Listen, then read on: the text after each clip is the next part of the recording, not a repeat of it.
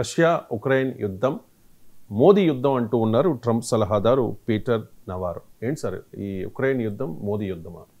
అంటే ఈ అదనపు 25% టారిఫ్లు విధించినప్పటి నుంచి అమెరికా చేస్తున్న వాదన రష్యా ఉక్రెయిన్ పైన యుద్ధం చేస్తుంది, దానికి నిధులు కావాలి కనుక భారతదేశం రష్యా నుంచి ఆయిల్ కొనడం వల్ల ఆ నిధులు సమకూరుతున్నాయి. అందువల్ల రష్యన్ వార్ అండ్ ఉక్రెయిన్ను ఇండియన్ ఆయిల్ పర్చేజెస్ ఫైనాన్స్ చేస్తున్నాయి అన్నది అమెరికా వాదన. సో దాన్ని ఇంకో అడుగు ముందుకు ఇచ్చి చూశాను. నేను కూడా బ్లూంబర్గ్ ఇచ్చిన ఇంటర్వ్యూలో పీటర్ నవారో అన్నది ది మోడీస్ వార్ అని అంటాడు. సో వీళ్ళకి అర్థం కావాల్సింది ఏంటంటే ఫండమెంటల్ పాయింట్, రష్యాతో ట్రేడ్ ఇండియా మాత్రమే జరుపుతోందా? ఇది మొదటి క్వశ్చన్ మనకు. రష్యాతో ట్రేడ్ ఇండియా మాత్రమే జరిపితే కనీసం ఒక లాజిక్ అయినా ఉంటుంది. అప్పుడు కూడా పూర్తిగా లాజిక్ ఉండదు, లాజిక్ కూడా ఉంటుంది కనీసం. సో రష్యాతో ట్రేడ్ అమెరికా జరపడం లేదా?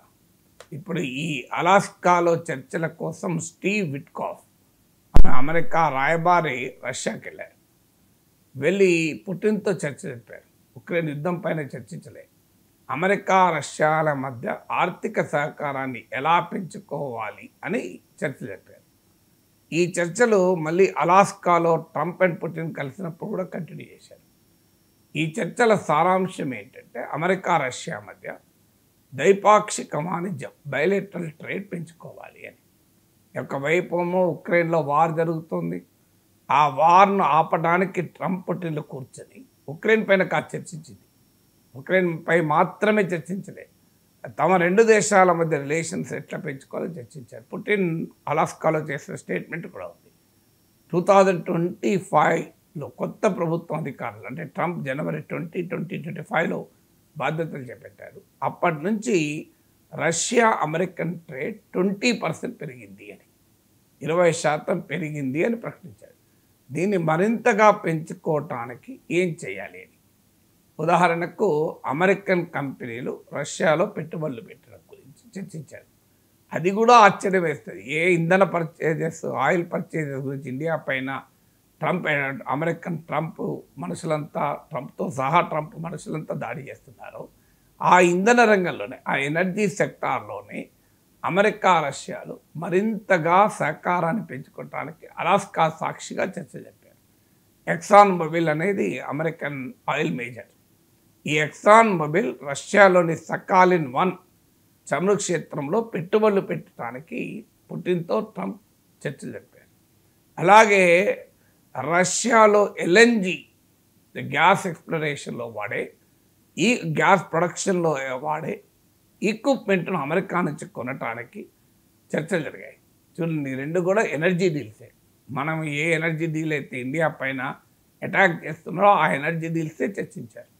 ఇది కాకుండా ఇతరత్రా కూడా అమెరికా రష్యాలు బయలేటరల్ ట్రేడ్ ఎలా పెంచుకోవాలి అని చర్చ చెప్పారు. ఎంతమంది చెప్పారు 20% పెరిగిందని. ఇప్పటికీ అమెరికా రష్యా నుంచి ఫెర్టిలైజర్స్ కొంటుంది. అలాగే యురేనియం ఎగ్జాఫ్లోరైడ్ న్యూక్లియర్ ఇండస్ట్రీలో వాడే మెటీరియల్స్ కొంటుంటారు. పలాడియం అని ఈవీ ఇండస్ట్రీలో వాడతారు, దాన్ని కొంటున్నారు. సో ఇలా రష్యా అమెరికా ట్రేడ్ పెరుగుతోంది, దాన్ని పెంచుకోవాలని అలాస్కా సాక్షిగా చర్చిస్తున్నారు. మరి దీనివల్ల రష్యాకు నిధులు సమకూరు, యుద్ధం పెరగదా?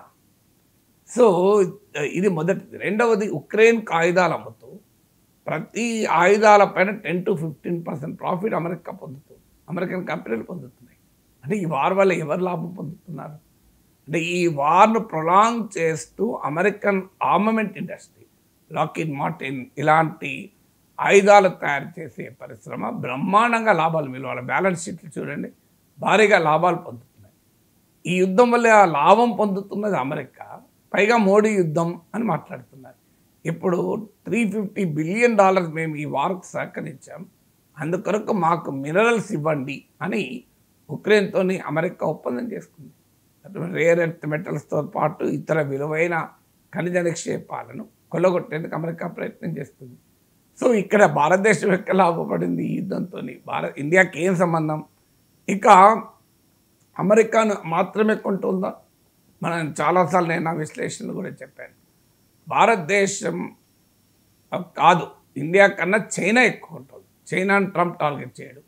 తుర్కీయే కొంటుంది, అది నాటోలో సభ్య దేశం. తుర్కీని టార్గెట్ చేయడు. ఇలా ఆయిల్లో 58%, రష్యన్ ఆయిల్ ఎక్స్పోర్ట్స్లో 47% రష్యానే కొంటుంది. రష్యన్ ఎల్ఎన్జి ఎక్స్పోర్ట్స్లో కూడా అరౌండ్ 21% చైనానే కొంటుంది. రష్యా ఆయిల్ ఎక్స్పోర్ట్స్లో 47% చైనా, రష్యా ఎల్ఎన్జి ఎక్స్పోర్ట్స్లో 21% చైనా, రష్యా పైప్డ్ గ్యాస్లో 30% చైనా కొంటుంది. చైనా పైన ఒక్క మాట లేదు. ఇండియా కొనేది రష్యన్ ఆయిల్ ఎక్స్పోర్ట్స్లో 37% ఇండియా కొంటుంది. సో మిగతా ఎల్ఎన్జిలో కానీ పైప్డ్ గ్యాస్లో కానీ మన షేర్ చాలా తక్కువ. మన ఒక్క ముడి చమురులో మాత్రం 38% మనం కొంటున్నాం. మనకన్నా చైనా ఎక్కువ ఉంటుంది.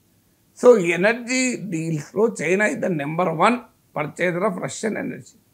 కానీ చైనా పైన ఒక్క మాట మాట్లాడరు. ఎందుకంటే చైనా కొని గ్లోబల్ మార్కెట్కి అమ్ముతుంది కనుక చైనా పైన ఆంక్షలు పెడితే ప్రపంచ ఆయిల్ ప్రైసెస్ పెరుగుతాయి కనుక చైనాను మేమేమనం. చైనా రష్యా నుంచే కాదు, ఇరాన్ నుంచి కూడా కొంటుంది. అమెరికా శాంక్షన్ కంట్రీ, అది ఇండియా కొనడం లేదు. ఒకప్పుడు భారతదేశాన్ని కూడా అందుకే కొనమని కూడా అమెరికా ప్రోత్సహించింది. రష్యా నుంచి మీరు కొనండి, అది కూడా ఆయిల్ క్యాప్డ్ ప్రైస్, అంటే G7 నిర్దేశించిన $60 per barrel లోపల కొనండి.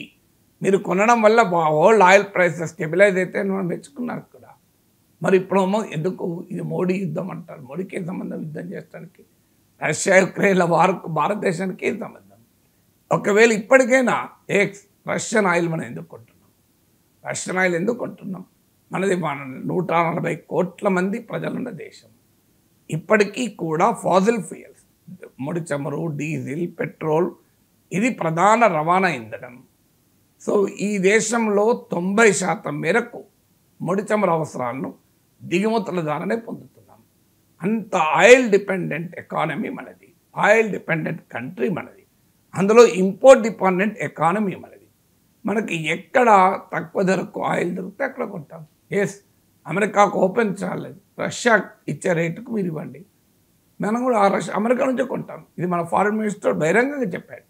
మాకేమీ రష్యా నుంచి కొనాలని ఏమీ లేదు, ఆ ప్రైస్ మీరు ఇవ్వండి, మీ దగ్గర కూడా కొంటాం, అభ్యంతరం ఏం లేదు. మరి అమెరికా ఇవ్వడానికి ఎందుకు సిద్ధంగా లేదు? సో అమెరికా రష్యా నుంచి ఎనర్జీ సప్లైస్ యూరోప్కి ఆగిపోతే యూరోప్ అమెరికా నుంచి కొనాల్సి వస్తే అందులో కూడా అమెరికా లాభాలు పొందింది. సో అందువల్ల ఇండియా కొనటానికి ప్యూర్లీ మార్కెట్ కంపల్షన్స్ కారణం. ఇక్కడ వారితో ఎలాంటి సంబంధము లేదు. సో అమెరికా వాదన ఏంటంటే ఈ వార్ మొదలు కాక ముందు నుంచి చైనా కొంటోంది, భారతదేశం మాత్రం వార్ మొదలైనప్పటి నుంచే కొంటోంది, అందువల్ల మేము దీన్ని అటాక్ చేస్తామంటున్నారు. ఇంకో వాదన ఏంటంటే ఇండియా కూడా ముఖ్యంగా మన రిలయన్స్ ఇండస్ట్రీస్ లిమిటెడ్ అలాగే ఇతర ప్రైవేట్ ఫర్మ్స్ రష్యా నుంచి ఆయిల్ దిగుమతి చేసుకొని అవి రిఫైన్ చేసి యూరోపియన్ మార్కెట్కు, ఈవెన్ అమెరికన్ మార్కెట్ కూడా అమ్ముతున్నారు. నిజమే ఇది. దీనికి ఆన్సర్ ఏంటంటే మీరు కొనకండి. జయశంకర్ సూటిగా ఒక ప్రశ్న అడిగాడు, మీరు కొనకండి, మేము అమ్ముతున్నాం కరెక్టే, మేము రష్యా నుంచి ఆయిల్ కొని దాన్ని రిఫైన్ చేసి మా కంపెనీలు మీకు అమ్ముతున్నాయి, మీరు కొనకండి. ఎవరు ఫోర్స్ చేశారు మిమ్మల్ని కొనమని? ఇది రష్యన్ ఆయిల్ రిఫైన్ చేసింది కనుక మేము కొనమని యూరోప్ చెప్పండి, అమెరికా చెప్పండి, అయిపోతుంది కదా పరిష్కారం. మీరే కదా కొంటున్నది, మీరు కొంటున్నారు కనుక మేము అమ్ముతున్నాం. ఇది జయశంకర్ ప్రశ్న. దీనికి ఆన్సర్ ఎక్కడిది? ఇంకో పాయింట్, నిజంగానే మీకు అదే కారణం అనుకుందాం. రిలయన్స్ ఇండస్ట్రీని టార్గెట్ చేయండి. నిజమే, రష్యన్ ఆయిల్ ద్వారా ఎక్కువ లాభపడ్డది భారత ప్రజలు కాదు, లాభపడ్డది ముఖేష్ అంబానీ. ముఖేష్ అంబానీ టార్గెట్ చేయండి. రిలయన్స్ పైన మీరు కావాలంటే ఆంక్షలు పెట్టండి, భారతదేశం పైన ఎందుకు ఆంక్షలు పెడుతున్నారు? ఈ 50% టారిఫ్ ముఖేష్ అంబానీ పైన మీరు 100% టారిఫ్ వేయండి కావాలంటే. రిలయన్స్ ఎగుమతి చేసే ఉత్పత్తుల పైన మేము అదనపు సుంకాలు వేస్తామనండి. కానీ భారతదేశం ఎగుమతి చేసే జెమ్స్ అండ్ జ్యువెలరీ, మన రొయ్యల పైన, మన చేపల పైన, మన లెదర్ ప్రొడక్ట్స్ పైన, హ్యాండీక్రాఫ్ట్స్ పైన, మన వస్త్రాల పైన, దుస్తుల పైన, వీటిపైన ఎందుకు వేస్తున్నాం? మరి ఇది రిలయన్స్కి ఏం సంబంధం? ఇప్పుడు గోదావరి జిల్లాలో ఆక్వా రైతులు ఉత్పత్తి చేసే రొయ్యలకు రిలయన్స్ ఇండస్ట్రీ సంబంధం ఏంటి? మరి రిలయన్స్ మీ లాభపడుతుందంటే రిలయన్స్ టార్గెట్ చేయండి. మొత్తం భారతదేశ ఎకానమీని ఎందుకు టార్గెట్ చేస్తున్నారు? దానికి ఆన్సర్ లేదు. ఇంకో క్వశ్చన్ ఏంటంటే అసలు మొదలు మీరు కొనకండి, రిలయన్స్ పైన 100% మీరు టారిఫ్ వేయండి, అభ్యంతరం లేదు. ఎందుకంటే ఒక్క రిలయన్సే కొంటలేదు, పబ్లిక్ సెక్టర్ ఆయిల్ కంపెనీస్ కూడా రష్యా నుంచి ముడి చమురు కొంటున్నవి. అది పబ్లిక్ సెక్టర్ ఆయిల్ కంపెనీస్ భారత కన్జ్యూమర్లకి అమ్ముతున్నది. అందువల్ల ఓన్లీ రిలయన్స్కే కొంటున్నా అన్నది కూడా పూర్తిగా నిజం కాదు. కానీ Reliance is the major beneficiary, Mukesh Ambani, అనుమానం లేదు. దానికి ముఖేష్ అంబానీ ఇండియా ఎందుకు పనిష్ చేస్తున్నాం, దానికి ఆన్సర్ లేదు ఇవాళ. అందువల్ల మోడీ యుద్ధం అనటానికి ఏ రకమైన ప్రాతిపదిక లేదు. మనం చాలాసార్లు చెప్పుకున్నాం, రష్యా ఎల్ఎన్జీలో 51% యూరోపియన్ యూనియన్ కొంటుంది. సో అందుకే జయశంకర్ సూటిగా కొన్ని ప్రశ్నలు అడిగాడు. రష్యా నుంచి అత్యధికంగా ముడి చమురు క్రూడ్ ఆయిల్ కొంటున్న దేశం ఇది, not India, it is China. Russia నుంచి అత్యధికంగా natural LNG, liquefied natural gas కొంటున్న దేశం ఇది, not India, it is China, it is European Union. ఇక యుద్ధం మొదలయ్యాక రష్యాతో ట్రేడ్ బాగా పెంచుకున్న దేశం ఇది, నాట్ ఇండియా. అది అమెరికా కావచ్చు, చైనా కావచ్చు, ఇండియా మాత్రం కాదు. సో అది యూరోప్ కావచ్చు. మరి ఏ రకంగా ఇది మోడీ యుద్ధం అవుతుంది? మోడీ యుద్ధానికి ఏం సంబంధం మనం? సో భారతదేశంలో మీరు యుద్ధాలు చేసి, మీరు ఇరాక్పై యుద్ధం చేస్తారు, మీరు ఇరాన్పై దాడి చేస్తారు, మీరు ఉక్రెయిన్పై రష్యా దాడికి మీరు కారణమవుతారు, నాటోలో సభ్యత్వం ఇస్తామని చెప్పి. దానివల్ల వరల్డ్ ఆయిల్ ప్రైసెస్ పెరిగితే మేము బాధపడాలి, మాకు సంబంధం ఏంటి అసలు? అందుకే జయశంకర్ గతంలోనే చెప్పాడు, యూరప్ తన మైండ్ సెట్ మార్చుకోవాలి. మా సమస్య ప్రపంచం సమస్యగా యూరప్ చూస్తుంది. ఇది మనం సృష్టించింది కాదు, మనకు సంబంధించింది కాదు. మీరు సృష్టించిన యుద్ధాల వల్ల భారతదేశం ఇబ్బంది పడుతుంది. వరల్డ్ ఆయిల్ ప్రైసెస్ పెరిగి, గ్లోబల్ ఆయిల్ ప్రైస్ పెరిగినప్పుడల్లా ఇండియన్ ఎకానమీ దెబ్బతింటుంది. మేము కనీసం దెబ్బతినకుండా మా ప్రజల్ని మేము కాపాడుకుంటున్నాం. ఇంకో ముఖ్యమైన విషయం, ఇండియా కొంటున్నది ఏంటి? ఆయిల్. ఎందుకు ఆయిల్ కొంటున్నాం? మన ఎకానమీ ఆయిల్ డిపెండెంట్.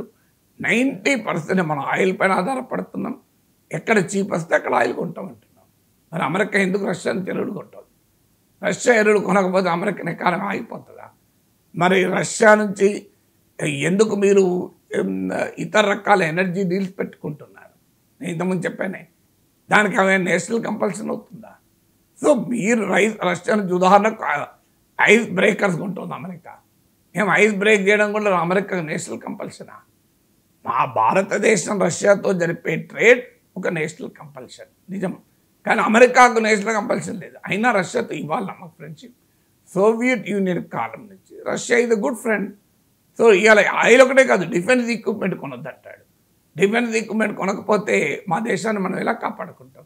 ఇటీవల ఆపరేషన్ సింధూర్లో అమెరికా ఇచ్చిన విమానాలతో పాకిస్తాన్ మన పైన దాడి చేస్తే F-16లతో కాపాడింది ఏంటి? కాపాడింది రష్యన్ S-400 మిసైల్ డిఫెన్స్. మరి మేము ఎవరి దగ్గర డిఫెన్స్ ఎక్విప్మెంట్ కొనాలి?